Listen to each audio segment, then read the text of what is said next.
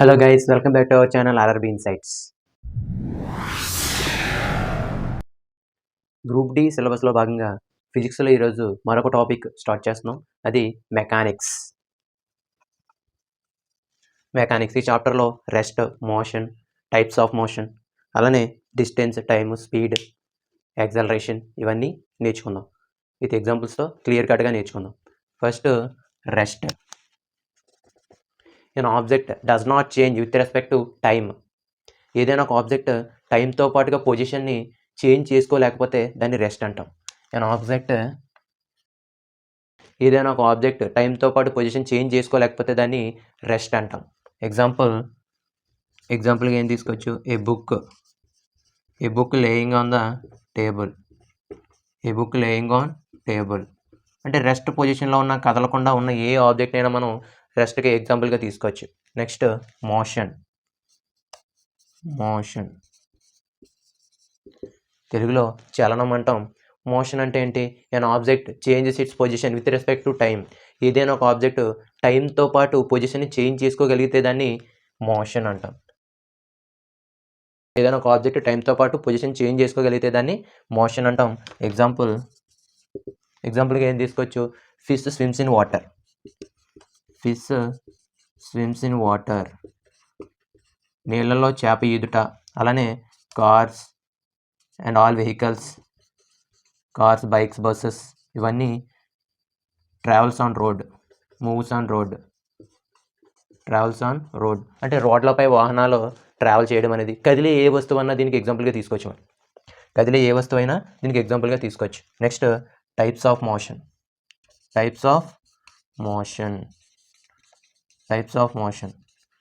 Rest చూసాం, motion చూసాం. ఇప్పుడు టైప్స్ ఆఫ్ మోషన్లో మనకి 3 డిఫరెంట్ టైప్స్ ఉంటాయి. అవి ఫస్ట్ వన్ ట్రాన్స్లేటరీ మోషన్.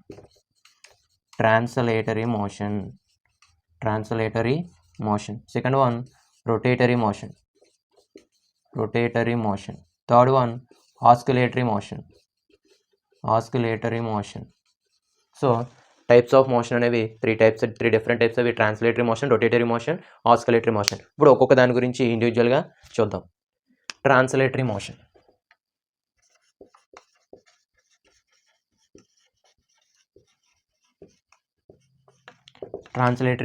ఏంటి ట్రాన్స్లేటరీ మోషన్ అంటే? an object and its parts moving in same direction. ఒక ఆబ్జెక్ట్ దాని యొక్క పార్ట్స్ కూడా ఒకే డైరెక్షన్లో మూవ్ అయితే దాన్ని ట్రాన్స్లేటరీ మోషన్ అంటాం. an object and its parts moves in same direction.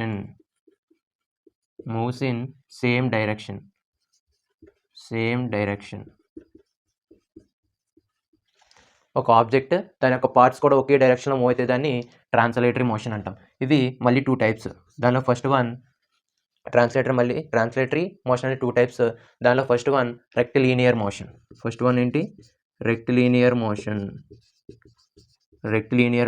Second one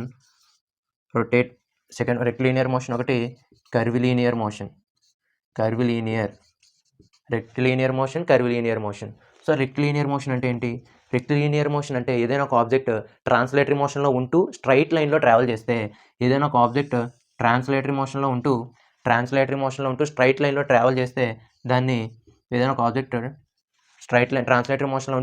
travel చేస్తే దాన్ని ఏమంటాం? రెక్టిలీనియర్ మోషన్ అంటాం. అలానే కర్విలీనియర్ మోషన్ అంటే ఏదైనా ఒక ఆబ్జెక్ట్ ట్రాన్స్లేటరీ మోషన్లో ఉంటూ దీన్ని ఇది ఎలా ట్రావెల్ చేయాలి? కర్వ్డ్ పాత్లో ట్రావెల్ చేయాలి. ఏదైనా ఒక ఆబ్జెక్ట్ ట్రాన్స్లేటరీ మోషన్లో ఉంటూ ఆ ఆబ్జెక్ట్ కర్వ్డ్ పాత్లో ట్రావెల్ చేసినట్టయితే దాన్ని కర్విలీనియర్ మోషన్ అంటాం. ఏదైనా ఆబ్జెక్ట్ ట్రాన్స్లేటరీ మోషన్లో ఉంటూ స్ట్రైట్ లైన్లో ట్రావెల్ చేస్తే దాన్ని రెక్టిలీనియర్ మోషన్ అంటాం.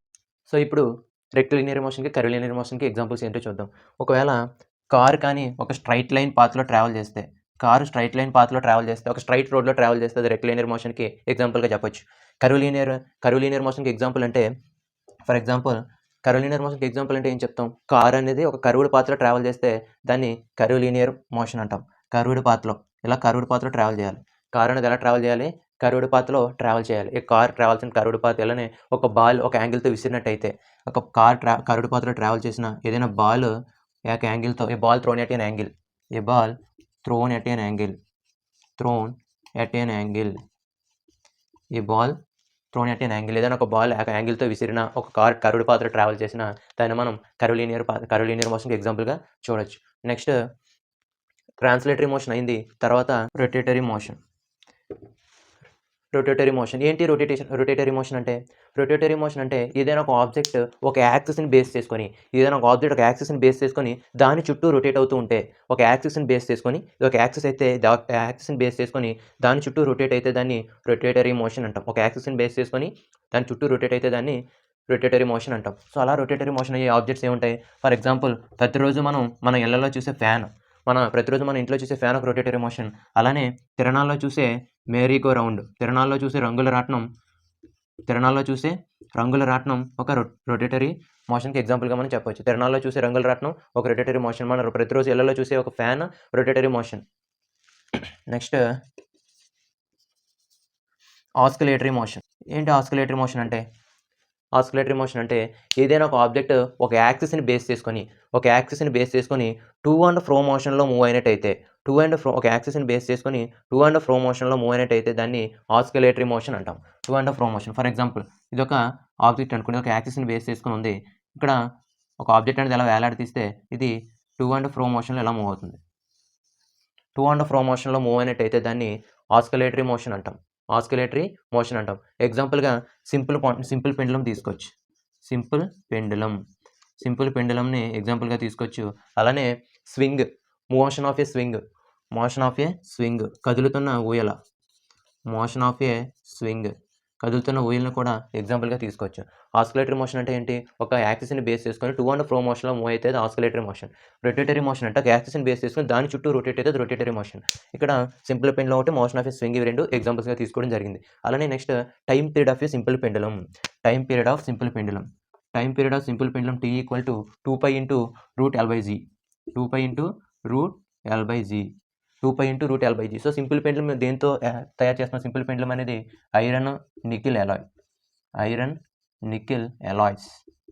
Iron nickel alloys. అంటే ఐరన్ నికెల్‌తో సింపుల్ పెండులమ్ అనేది తయారు చేస్తూ ఉన్నాం. సో, సింపుల్ పెండులమ్ అనేది దాని యొక్క మోషన్ టు అండ్ ఫ్రో మోషన్ అంటున్నాం కదా! ఆ మోషన్ ఏంటది? దాన్ని ఏమంటాం? ఆ టు అండ్ ఫ్రో మోషన్‌లో మూవ్ అవ్వటాన్ని సింపుల్ హార్మోనిక్ మోషన్ అంటాం. SHM simple harmonic motion. సరళ హరాత్మక చరణం.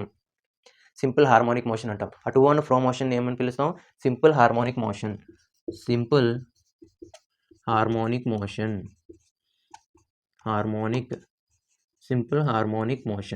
హార్మోనిక్ మోషన్ అంటాం. సో, ఇక్కడ ఈ మూవ్‌మెంట్‌ని సింపుల్ హార్మోనిక్ మోషన్ అంటాం. ఇవి రొటేషన్స్‌ని కంప్లీట్ చేసే వాటిని ఆస్కిలేషన్స్ అంటాం. సో, ఒక సింపుల్ పెండులమ్ ఒక ఆస్కిలేషన్స్ కంప్లీట్ చేయాలి అంటే ఎంత టైం పడుతుంది? సింపుల్ పెండులమ్ ఒక ఆస్కిలేషన్ కంప్లీట్ చేయాలంటే 2 సెకండ్స్ పడుతుంది. So, the time taken by the simple pendulum to complete one oscillation. The time taken by the simple pendulum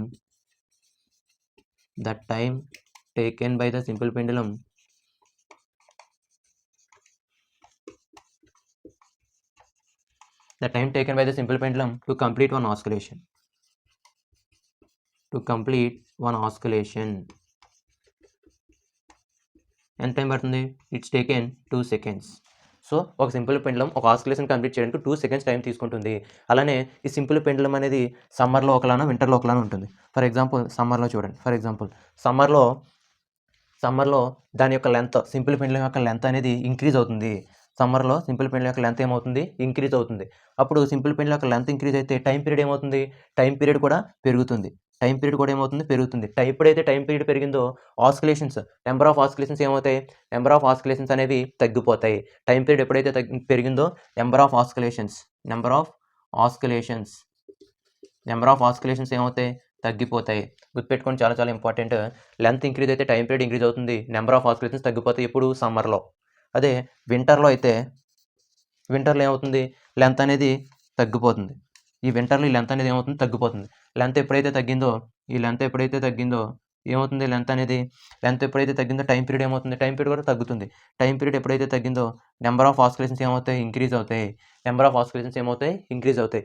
వింటర్లో లెంత్ అనేది తగ్గుతుంది, టైం పీరియడ్ కూడా తగ్గుతుంది, నెంబర్ ఆఫ్ ఆస్కిలేషన్స్ ఇంక్రీజ్ అవుతాయి.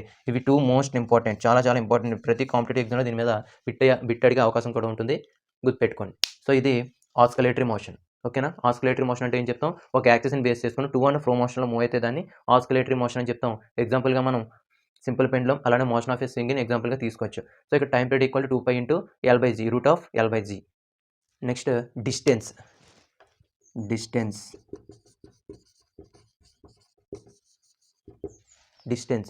ఏం చెప్తాం డిస్టెన్స్ అంటే, the total length travel by an object between 2 points is called distance.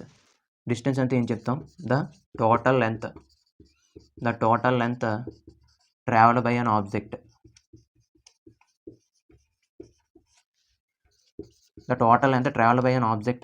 between 2 points.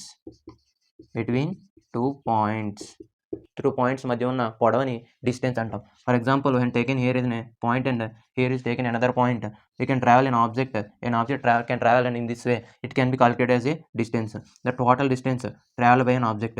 So object ఎలా ట్రావెల్ చేసినా 2 పాయింట్స్ మధ్య ఉండే ఆ పొడవని ఖచ్చితంగా డిస్టెన్స్ అని చెప్పొచ్చు. సో ఈ డిస్టెన్స్ని మనం ఎలా మెజర్ చేస్తాం, డిస్టెన్స్ని మీటర్స్లో మెజర్ చేస్తాం. ఇది ఏ క్వాంటిటీ, స్కేలార్ క్వాంటిటీ. డిస్టెన్స్ అనేది ఏంటి, స్కేలార్ క్వాంటిటీ. అంటే డిస్టెన్స్కి డైరెక్షన్ అనేది లేదు. స్కేలార్ క్వాంటిటీ అంటే ఏంటి, డిస్టెన్స్కి మ్యాగ్నిట్యూడ్ ఉండాలి, స్కేలార్ క్వాంటిటీస్కి మ్యాగ్నిట్యూడ్ ఉండాలి, డైరెక్షన్ ఉండకూడదు. మ్యాగ్నిట్యూడ్ ఉండి డైరెక్షన్ లేకపోతే దాన్ని ఏమంటాం, స్కేలార్ క్వాంటిటీ అంటాం. సో ఇక్కడ డిస్టెన్స్కి స్కేలార్ క్వాంటిటీ అని మనం చెప్తాం, ఎందుకంటే డైరెక్షన్ అనేది లేదు. అలానే వెహికల్స్లో డిస్టెన్స్ని మెజర్ చేయడానికి ఏం వాడతాం, వెహికల్ డిస్టెన్స్ని మెజర్ చేసే ఒక డివైస్, ఓడోమీటర్. స్పీడ్ని మెజర్ చేసేది అయితే స్పీడోమీటర్, కానీ వెహికల్స్లో డిస్టెన్స్ మెజర్ చేసేది అయితే ఓడోమీటర్. గుర్తుపెట్టుకోండి, వెహికల్స్లో డిస్టెన్స్ మెజర్ చేసేది ఓడోమీటర్, స్పీడ్ని మెజర్ చేసేది స్పీడోమీటర్. సో ఇక్కడ the total length travel by an object between 2 points is called distance. దాని యొక్క యూనిట్స్ మీటర్, సెంటీమీటర్స్లో మెజర్ చేస్తాం. అలాగే ఇది ఒక స్కేలార్ క్వాంటిటీ. ఎందుకు స్కేలార్ క్వాంటిటీ, ఇది డైరెక్షన్ లేదు కాబట్టి, మ్యాగ్నిట్యూడ్ ఒకటే ఉంది కాబట్టి ఇది స్కేలార్ క్వాంటిటీ. సో ఇక్కడ వెహికల్ డిస్టెన్స్ మెజర్ చేసేది ఓడోమీటర్. ఏంటి next, displacement.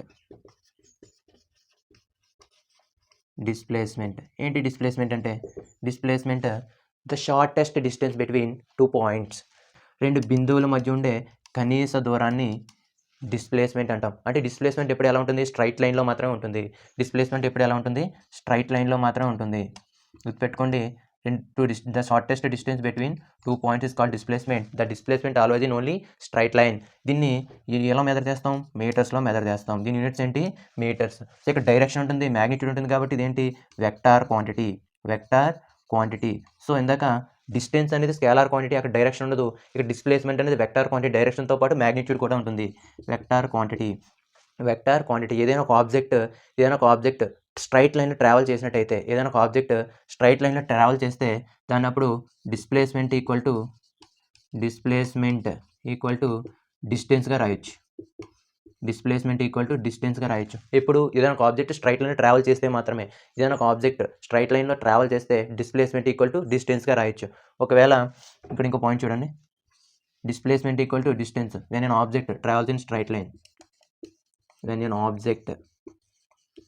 object travels in straight line. ఎప్పుడైతే ఒక ఆబ్జెక్ట్ స్ట్రైట్ లైన్లో ట్రావెల్ చేస్తుందో అప్పుడు డిస్ప్లేస్మెంట్ ఈక్వల్ టు డిస్టెన్స్ అని రాయొచ్చు. కానీ డిస్ప్లేస్మెంట్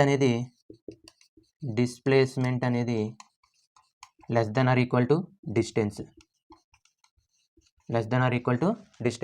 డిస్ప్లేస్మెంట్ అనేది ఎల్లప్పుడూ డిస్టెన్స్ కంటే తక్కువగానే ఉంటుంది లేదా ఈక్వల్గానే ఉంటుంది. Most very very important point, గుర్తుపెట్టుకోండి. రిలేషన్ అడగొచ్చు ఎక్కడైనా. రిలేషన్ అడిగేటప్పుడు ఎలాంటివి అడుగుతాడు, displacement less than or equal to distance అంటే డిస్టెన్స్కి డిస్ప్లేస్మెంట్ ఈక్వల్ అని అవుతుంది, లేదా డిస్టెన్స్ అనేది ఎక్కువగానే ఉంటుంది, ఎప్పుడు తక్కువగా అయితే ఉండదు. ఎందుకంటే డిస్ప్లేస్మెంట్ ఓన్లీ స్ట్రైట్ లైన్లో ఉంటుంది, కానీ డిస్టెన్స్ ఎలా అయినా ఉండొచ్చు, దానికి ఒక డైరెక్షన్ అనేది ఉండదు. Next speed. తెలుగులో వడి అంటాం.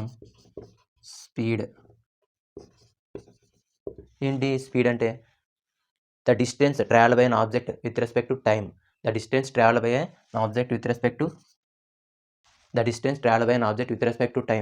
టైమ్‌తో పాటు ఒక ఆబ్జెక్ట్ యొక్క పొజిషన్ చేంజ్ చేసుకోగలిగితే దాన్ని స్పీడ్ అంటాం. అంటే ఇంత టైంకి ఒక ఆబ్జెక్ట్ అనేది ఎంత ట్రావెల్ చేస్తుంది.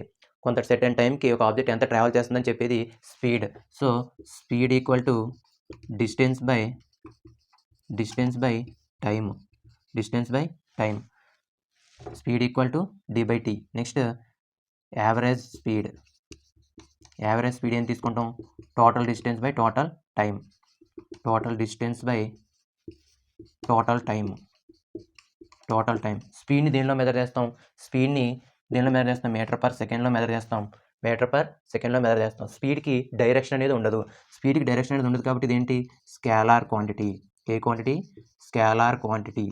స్పీడ్‌కి డైరెక్షన్ అనేది ఉండదు కాబట్టి ఇది స్కేలార్ క్వాంటిటీ. గుర్తుపెట్టుకోండి, స్పీడ్ అనేది స్కేలార్ క్వాంటిటీ. ఇది దీని units metre per second. Formula distance by time. The distance travelled by an object with respect to time. Next velocity. ఏంటి next? Velocity.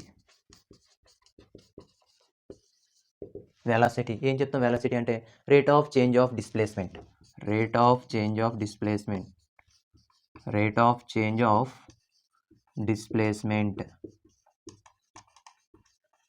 Rate of change of displacement. డిస్ప్లేస్మెంట్లో మార్పు రేటుని velocity అంటాం. దీనికి formula velocity equal to displacement by time. Displacement by time. So, displacement by టైంని ఎలా రాసుకోవచ్చు? మళ్ళీ వెలాసిటీ ఈక్వల్ టు ఇది కూడా d/tఏ. దీన్ని మీటర్ పర్ సెకండ్స్లో మెజర్ చేస్తాం.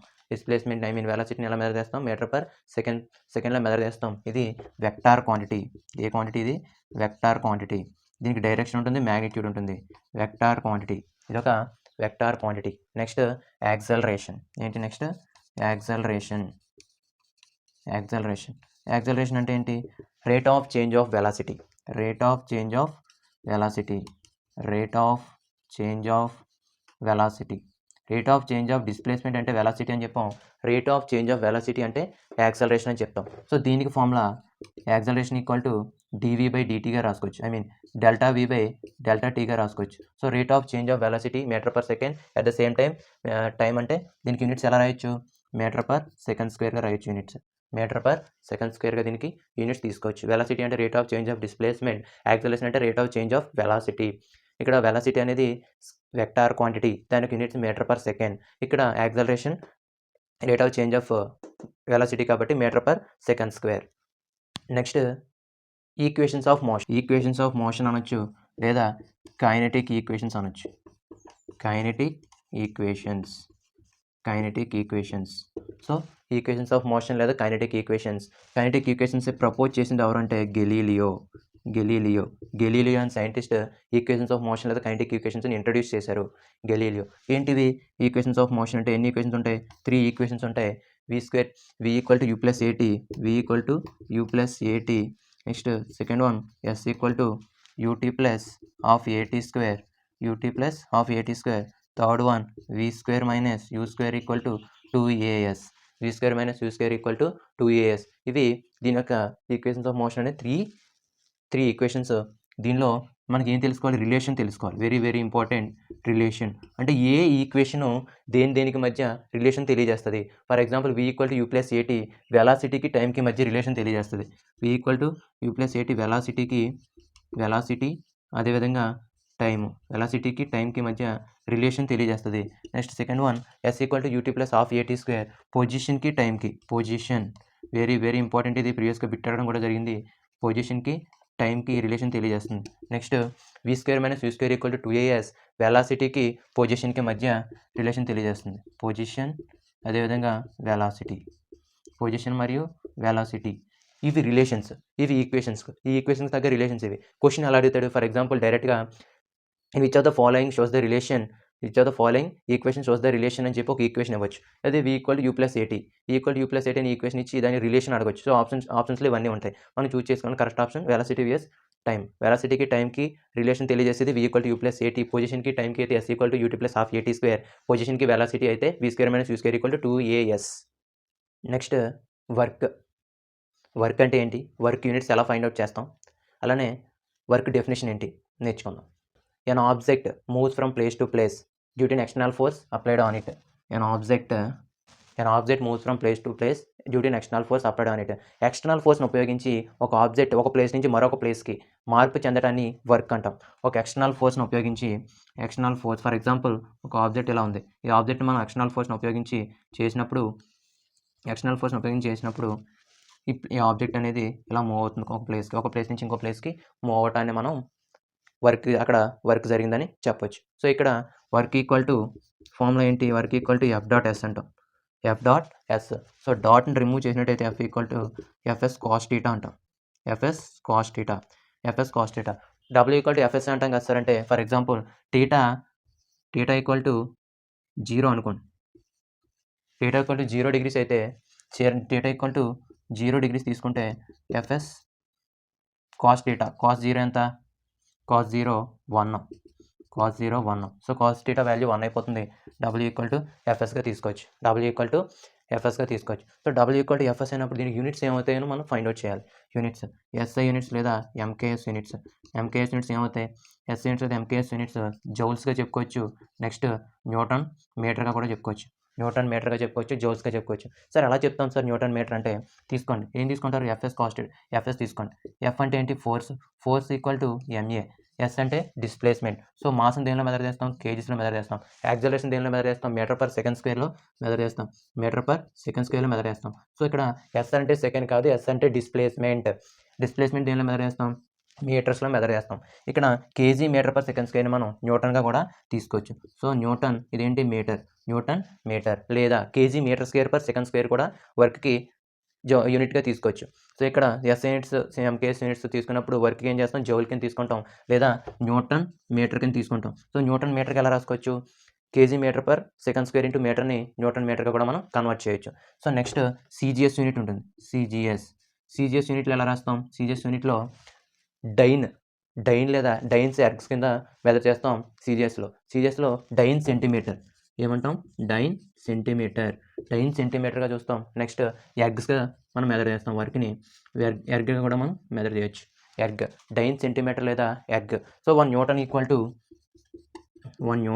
To 10 to the power of 5 dynes. 1 Newton equal to 10 to the power of 5 dynes. ఇక్కడ వర్క్కి సీజిఎస్లో డైన్ సెంటీమీటర్గా మెజర్ చేయొచ్చు. అదేవిధంగా ఈ ఎర్గ్ కింద కూడా మెజర్ చేయొచ్చు. సో ఇప్పుడు వర్క్ అనేది ఎటువంటి సందర్భంలో 0 అవుతుందో చూద్దాం. ఫర్ ఎగ్జాంపుల్ వర్క్ ఎప్పుడు 0 అవుతుంది, in various conditions work will B 0. Work ఎప్పుడు 0 అవుతుంది, ఫర్ ఎగ్జాంపుల్ ఫోర్స్, మనం ఒక ఆబ్జెక్ట్ మీద ఏ ఫోర్స్ అప్లై చేయకపోతే ఫోర్స్ 0 అయితే వర్క్ ఏమవుతుంది, 0 అవుతుంది. నెక్స్ట్ డిస్ప్లేస్మెంట్ 0 అయితే, మనం ఫోర్స్ అప్లై చేసినా సరే మూమెంట్ లేదనుకోండి, ఆబ్జెక్ట్లో మూమెంట్ లేకపోతే అప్పుడు ఏమవుతుంది వర్క్, అప్పుడు కూడా 0నే. ఇంకొక సందర్భంలో కూడా అవుతుంది, ఎప్పుడు ఫోర్స్ అనేది డిస్ప్లేస్మెంట్కి పర్పెండిక్యులర్గా ఉంటాయి. ఉన్నా సరే వర్క్ 0. ఎందుకు పర్పెండిక్యులర్గా ఉంటే వర్క్ 0? ఇక్కడ ఏముంది, కాస్ టీటా అనేది ఇక్కడ రిలేషన్ ఉంది. సో కాస్ ఇక్కడ 90 డిగ్రీస్ అయితే కాస్ 90 ఎంత, కాస్ 90 0. ఎప్పుడైతే కాస్ 90 0 అయిందో వర్క్ కూడా 0 అయిపోతుంది. బెస్ట్ ఎగ్జాంపుల్ రైల్వే స్టేషన్లో, బస్ స్టేషన్లో ఒక కూలీ ఎక్కువ లగేజ్ తలపైన పెట్టుకుంటాడు. సో ఫోర్స్ అనేది ఎలా ఉంది, ఇలా డౌన్వర్డ్స్కి అప్లై అవుతుంది. మూమెంట్ ఎలా ఉంది, హారిజంటల్గా ఉంది. సో ఫోర్స్ అనేది డౌన్వర్డ్స్కి అప్లై అవుతుంది, మూమెంట్ అనేది హారిజంటల్గా ఉంది. సో అక్కడ ఏ యాంగిల్ అది 90 డిగ్రీస్. సో ఇక్కడ 90 డిగ్రీస్ ఇలా ఫోర్స్ అనేది ఇలా కిందకి అప్లై అవుతుంది. మూమెంట్ అనేది ఎలా ఉంది, డిస్ప్లేస్మెంట్ అనేది ఎలా ఉంది. సో ఫోర్స్కి డిస్ప్లేస్మెంట్కి యూనిట్ అప్పుడు యాంగిల్ అంతా 90 డిగ్రీస్. సో అటువంటి సందర్భంలో వర్క్ ఎలా ఉంటుంది, 0. Okay. So all these are most important points about work. ముఖ్యంగా గుర్తుపెట్టుకోవాల్సింది వర్క్ ఏ సందర్భంలో 0 అవుతుంది, నెక్స్ట్ వర్క్ యూనిట్స్ ఏంటి, సిజిఎస్ యూనిట్స్ ఏంటి, ఎంకేఎస్ యూనిట్స్ ఏంటి, నెక్స్ట్ వర్క్ ఎప్పుడు పాజిటివ్ అవుతుంది, ఎప్పుడు నెగిటివ్ అవుతుంది, అంటే ఎటువంటి సందర్భంలో. ఇందాక 0 వర్క్ అనేది 0 ఎప్పుడు అవుతుంది, ఫోర్స్ 0 అయితే వర్క్ 0, డిస్ప్లేస్మెంట్ 0 అయితే వర్క్ 0. ఫోర్స్ డిస్ప్లేస్మెంట్ 90 డిగ్రీస్ ఉంటే, ఫోర్స్ కానీ డిస్ప్లేస్మెంట్ 90 డిగ్రీస్లో ఉంటే అప్పుడు కూడా వర్క్ 0. ఇప్పుడు వర్క్ ఎప్పుడు పాజిటివ్ అవుతుంది, ఎప్పుడు నెగిటివ్ అవుతుంది, వర్క్ ఏ సందర్భంలో పాజిటివ్ అవుతుంది చూడండి. Work will be positive. ఏదైనా ఒక ఆబ్జెక్ట్ మనం ఇచ్చే ఫోర్స్ అనేది డైరెక్షన్లో ఇస్తున్నాం. అదేవిధంగా మూమెంట్ కూడా ఇదే డైరెక్షన్లో ఉంది. ఒక ఆబ్జెక్ట్ కదిలే డైరెక్షను, అదేవిధంగా మనం ఇచ్చే ఫోర్స్ రెండు సేమ్ అయితే, force and displacement in the same direction. Force and displacement in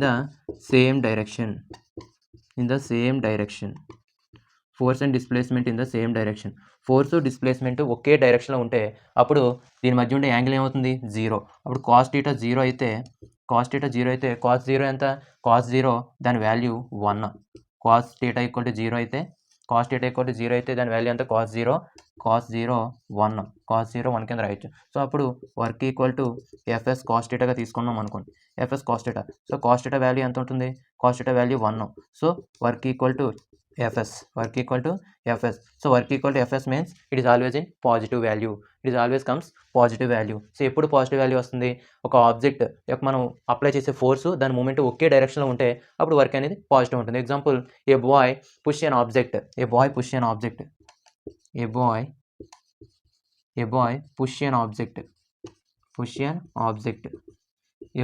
N object. ఒక బాలుడు ఒక ఆబ్జెక్ట్ని పుష్ చేసాడు అనుకోండి, వాడి యొక్క ఫోర్స్ అనేది ఫార్వర్డ్ డైరెక్షన్లో ఉంటుంది. దాని యొక్క ఆబ్జెక్ట్ మూమెంట్ అనేది కూడా ఫార్వర్డ్ డైరెక్షన్లో ఉంటుంది. సో అప్పుడు వర్క్ అనేది ఏముంటుంది? పాజిటివ్ ఉంటుంది. సో నెక్స్ట్ వర్క్ నెగిటివ్ ఎప్పుడు వస్తుంది చూద్దాం. Work will be negative. Work ఎప్పుడు నెగిటివ్ వస్తుంది? Force and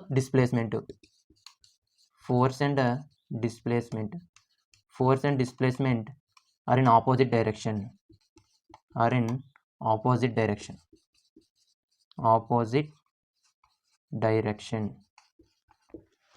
force displacement opposite డైరెక్షన్లో ఉంటే అప్పుడు వర్క్ అనేది నెగిటివ్ ఉంటుంది. వర్క్ అనేది ఎలా ఉంటుంది? నెగిటివ్ ఉంటుంది. అటువంటి సందర్భంలో ఎన్ని కేసెస్ ఉన్నాయి? ఇది చూడండి ఒకసారి. ఫర్ ఎగ్జాంపుల్, ఏదైనా ఒక ఆబ్జెక్ట్ ఇలా స్లైడ్ అవుతుందంటే దీని మూమెంట్ అనేది ఇలా ఫార్వర్డ్ డైరెక్షన్లో ఉంటుంది.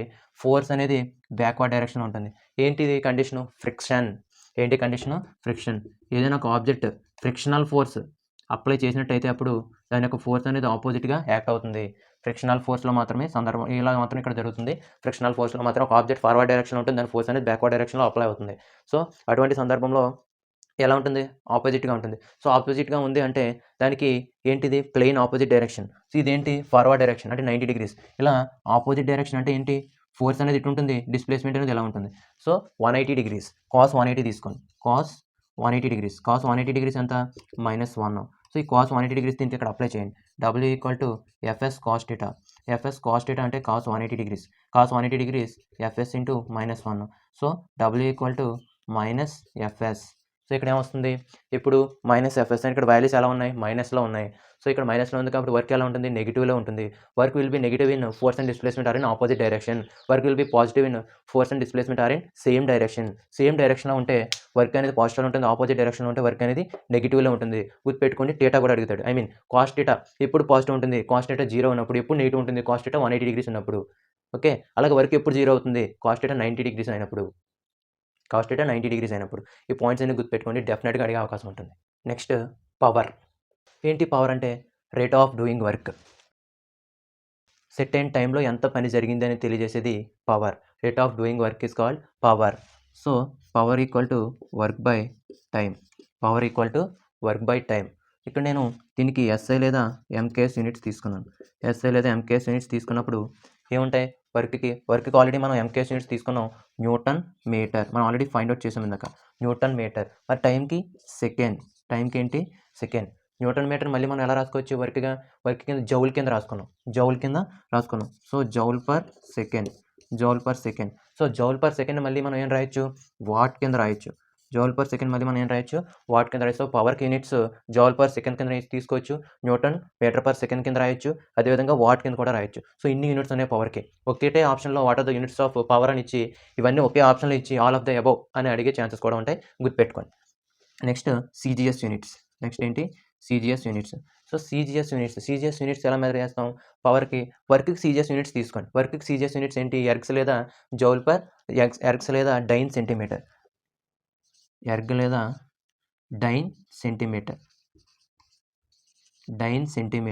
ఇది వర్క్కి యూనిట్. మరి ఇక్కడ వర్క్ బై టైం కదా, సో ఎర్గ్ పర్ సెకండ్ కింద రాయొచ్చు, డైన్ సెంటీమీటర్ పర్ సెకండ్ కింద కూడా రాయొచ్చు. సో CGSలో erg per second, dyne centimetre per second.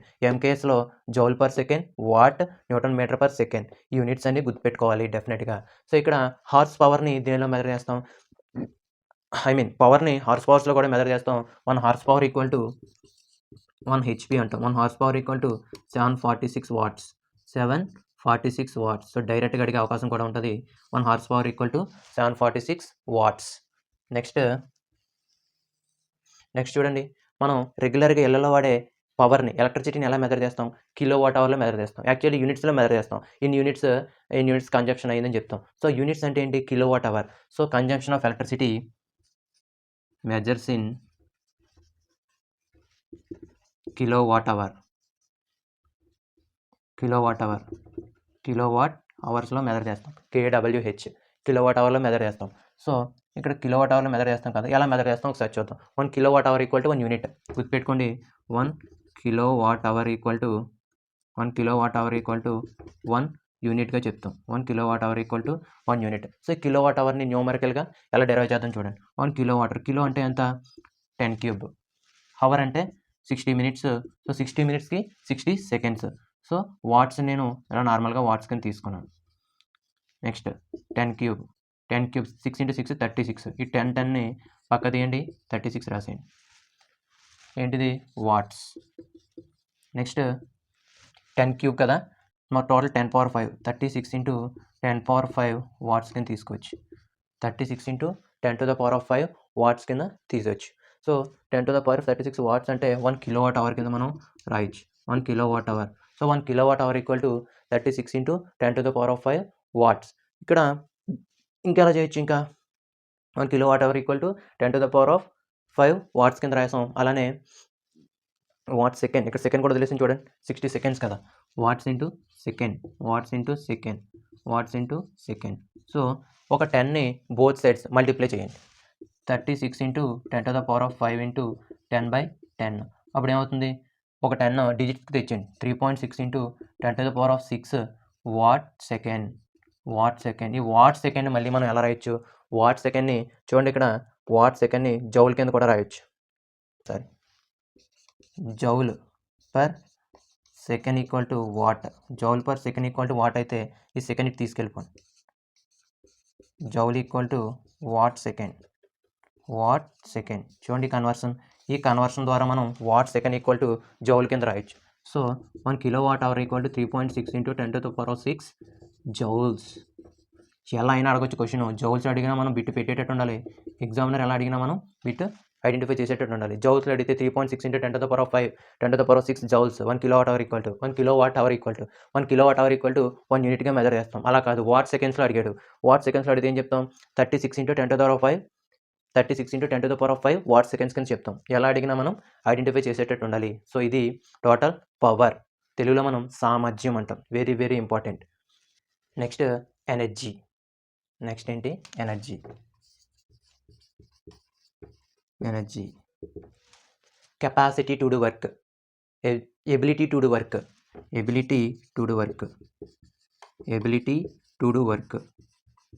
Capacity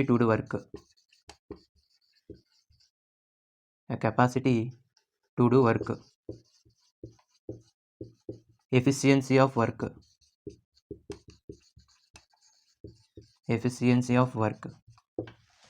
capacity to do work, efficiency of work, ability to do work. పని చేయగలిగే సామర్థ్యాన్ని ఎనర్జీ అంటాం. దీనికి యూనిట్స్ ఏం చెప్తామంటే వర్క్కి ఎనర్జీకి equal. Units are equal. Work and energy units are equal. వర్క్కి ఉండేవి ఎనర్జీ కూడా మనం తీసుకుంటాం. సో, వర్క్కి ఎంకేఎస్ యూనిట్లో ఎనర్జీస్ ఏంటి? ఎంకేఎస్లో ఎస్ఐలో జౌల్ కింద తీసుకుంటాం. ఇక్కడ సీజీఎస్లో ఎర్గ్స్ అంటాం, లేదా డైన్ సెంటీమీటర్ అంటాం. ఓకే, సీజీఎస్లో ఏమో ఎర్గ్, ఎంకేఎస్లో ఏమో joule. So, largest unit of energy. ఎనర్జీకి లార్జెస్ట్ యూనిట్ ఏంటి? ఎనర్జీకి లార్జెస్ట్ యూనిట్. అలానే ఎనర్జీకి స్మాలెస్ట్ యూనిట్. సో, ఇది ఖచ్చితంగా గుర్తుపెట్టుకోవాలి. Largest unit of energy, smallest unit of energy. Largest unit of energy joules కింద చెప్తాం. అది 3.6 into 10 to the power of 6 joules. Smallest unit of energy electron volt. Smallest unit of energy electron volt. 1 electron volt equal to 1.6 into 10 to the power of -19 joules. 1.6 into 10 to the power of -19 joules. 1.6 into 10 to the power of -19 joules. Okay, smallest unit ఏమో electron volts. 1 electron volt equal to 1.6 into 10 to the power of -19 joules. Largest unit of energy అంటే 3.6 into 10 to the power of 6 joules. 3.6 × 10⁶ joules అంటే ఎంత? 1 kilowatt hour. అదే unit ఎనర్జీకి largest unit. దాన్నే power యూనిట్‌గా కూడా మనం చెప్తాం. నెక్స్ట్ వర్క్ ఎనర్జీకి ఈక్వల్ అన్నాం. వర్క్ ఎనర్జీ యూనిట్స్ ఈక్వల్ అని చెప్పాం. సీజీఎస్ ఏమో ఎర్గ్, ఎంకేఎస్ ఏమో joule.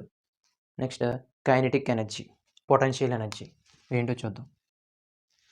Potential energy, the energy possessed by a body due to its position or shape. Position వల్ల కానీ, దాని యొక్క షేప్ వల్ల కానీ ఆ బాడీకి ఏదైనా ఎనర్జీ వచ్చిందంటే దాన్ని పొటెన్షియల్ ఎనర్జీ అంటాం. పొటెన్షియల్ ఎనర్జీ దాని equation potential energy equal to MGH. M అంటే మాస్, జీ అంటే acceleration due to gravity, H అంటే హైట్. ఓకే, దీనికి యూనిట్స్ తీసుకుని దీనికి ఎగ్జాంపుల్స్ తీసుకుంటే water stored in dams or reservoirs highest place has the potential energy. Water stored in dams, water stored in dams, water stored in dams, reservoirs ఏదైనా తీసుకోవచ్చు. Next compressed spring, compressed spring, compressed spring, compressed spring. నొక్కబడిన స్ప్రింగ్లో ఉన్న energy potential energy.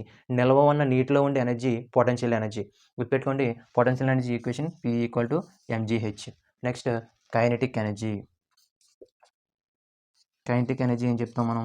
Kinetic energy Ke అంటే the energy possessed by A object due to it's motion. The energy possessed motion వలన ఏదైనా ఒక ఆబ్జెక్ట్కి energy కలిగింది అంటే దాన్ని కైనెటిక్ ఎనర్జీ అంటాం. The energy possessed by an object due to it's motion. So మనకి ఇక్కడ ఎగ్జాంపుల్స్కి ఏం తీసుకోవచ్చు? కదిలే వస్తువుకు ఉండే ఏ ఎనర్జీనైనా కైనెటిక్ ఎనర్జీగా తీసుకోవచ్చు. మోషన్లో ఉండే ఏ ఆబ్జెక్ట్కైనా ఉండే ఎనర్జీ కైనెటిక్ ఎనర్జీ. రెస్ట్ పొజిషన్లో ఉండే ఏ ఆబ్జెక్ట్కైనా ఉండే ఎనర్జీ పొటెన్షియల్ ఎనర్జీ. సో ఇక్కడ equation kinetic energy equal to ½ mv², ½ mv². ఇక్కడ kinetic energy equal to ½ mv², potential energy equal to mgh. So ఇప్పుడు రిలేషన్ చూద్దాం కైనెటిక్ ఎనర్జీకి అదేవిధంగా మూమెంటంకి. ద రిలేషన్ బిట్వీన్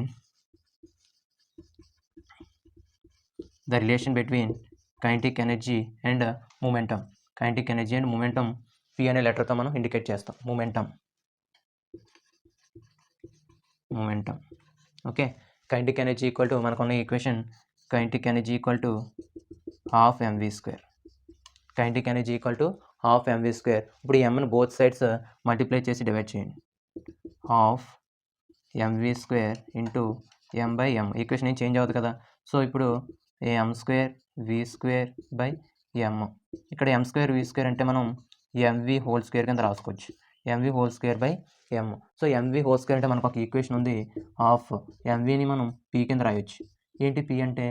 p అంటే సిన్స్ p అంటే momentum mass into velocity. Momentum symbol p కింద తీసుకుంటాం, మాస్ ఇంటూ వెలాసిటీ. సో ఇక్కడ p² = 2/m.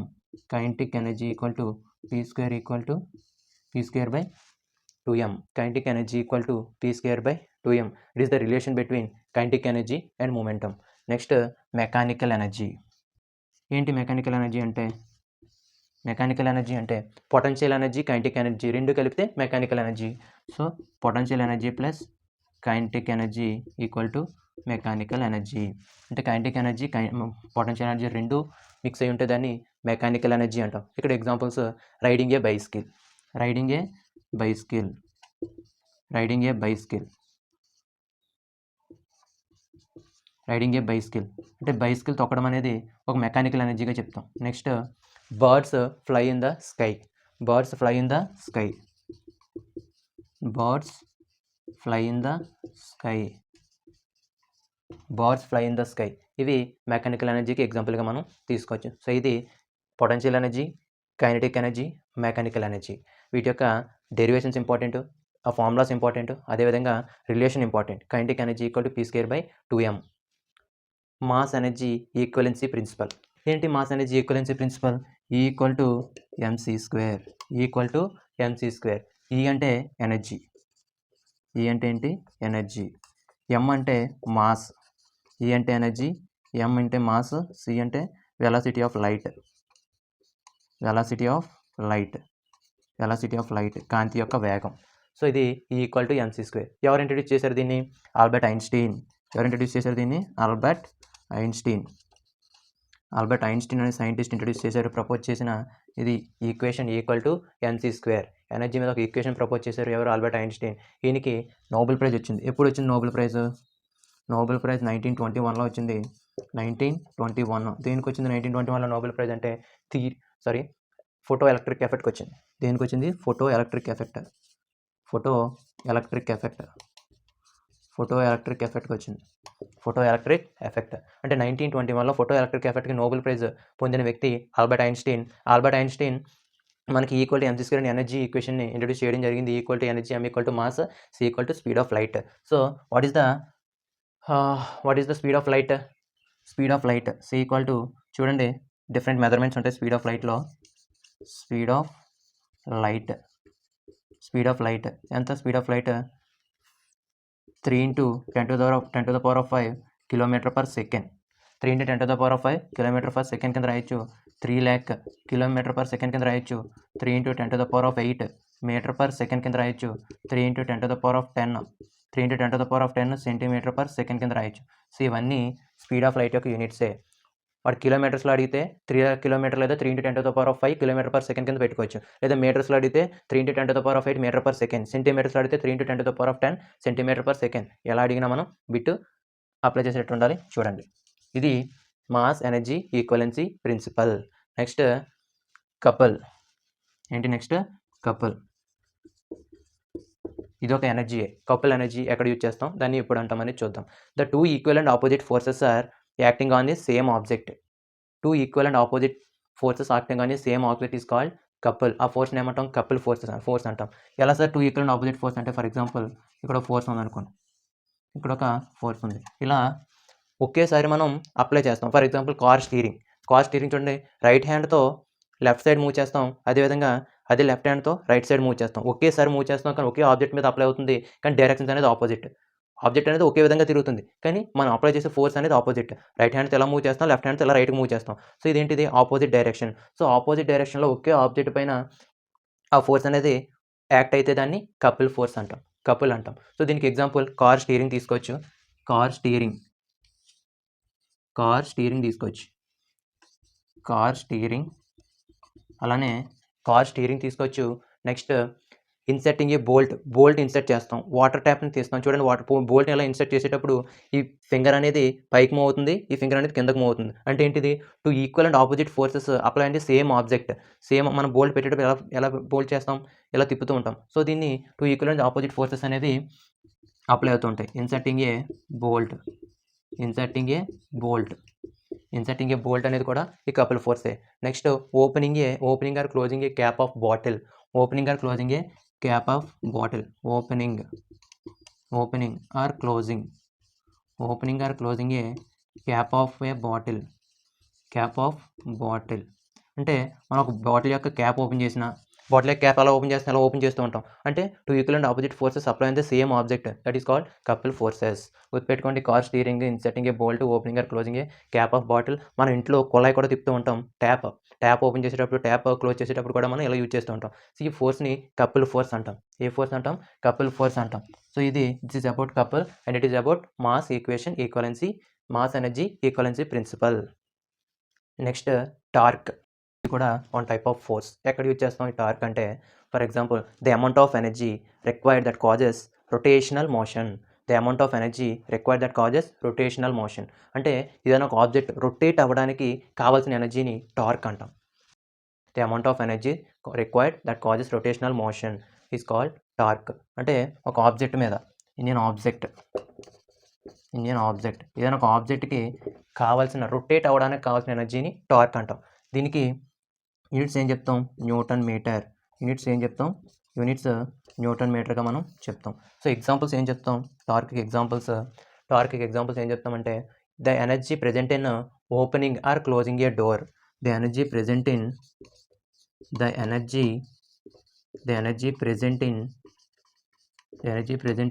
ఓపెన్ ఆర్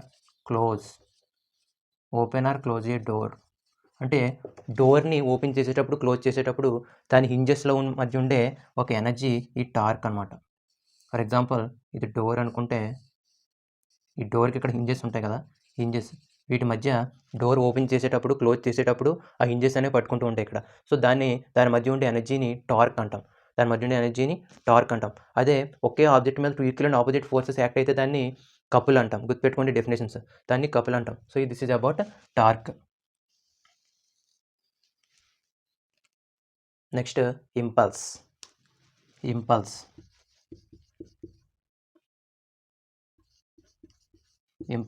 ఏంటి ఇంపల్స్ అంటే? Impulse large force acting on your body for a very short time. Large force acting on your body for a very short time. ఎక్కువ ఫోర్స్ని తక్కువ టైంలో ప్రయోగిస్తే దాన్ని impulse అంటాం. ఎక్కువ ఫోర్స్ని తక్కువ టైంలో ప్రయోగిస్తే దాన్ని ఇంపల్స్ అంటాం. సో ఇక్కడ ఇంపల్స్ ఈక్వల్ టు ఏం చెప్తాం? Impulse equal to force into time. So ఇక్కడ యూనిట్స్ ఏం చెప్తాం? యూనిట్స్ ఫోర్స్ న్యూటన్స్లో మెజర్ చేస్తాం. మనకు ఆల్రెడీ తెలుసు ఫోర్స్ని న్యూటన్స్లో మెజర్ చేస్తాం. అలాగే టైంని ఎక్కడ మెజర్ చేస్తాం? టైం సెకండ్స్లో మెజర్ చేస్తాం. So Newton seconds will be the unit of impulse. Next examples ఏం తీసుకుంటాం? Hit A ball with a bat.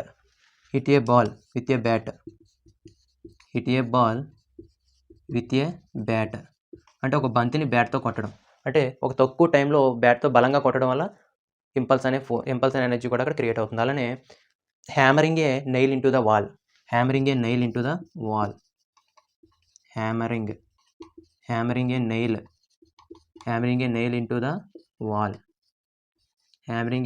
The wall. సుత్తుతో ఒక మేకను బలంగా గోడపై కొట్టడం. అంటే మనం ఆ ఫోర్స్ ఉపయోగించడం వల్ల విత్ షార్ట్ ఇంటర్వల్ ఆఫ్ టైంలో ఎక్కువ ఎనర్జీ దానిపైన అప్లై అవుతుంది. సో ఇది ఇంపల్స్.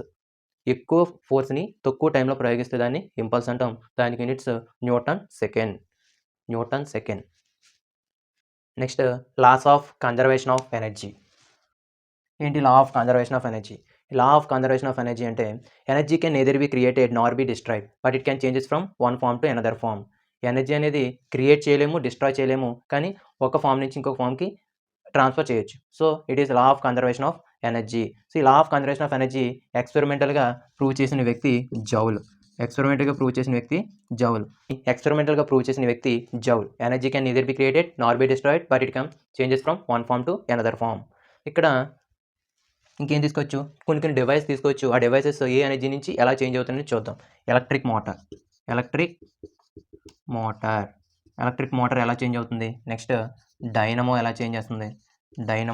అదే ఎలక్ట్రిక్ మోటార్, డైనమో. అదేవిధంగా ట్యూబ్లైట్. నెక్స్ట్ ట్యూబ్లైట్ తర్వాత లౌడ్ స్పీకర్, బ్యాటరీ సెల్.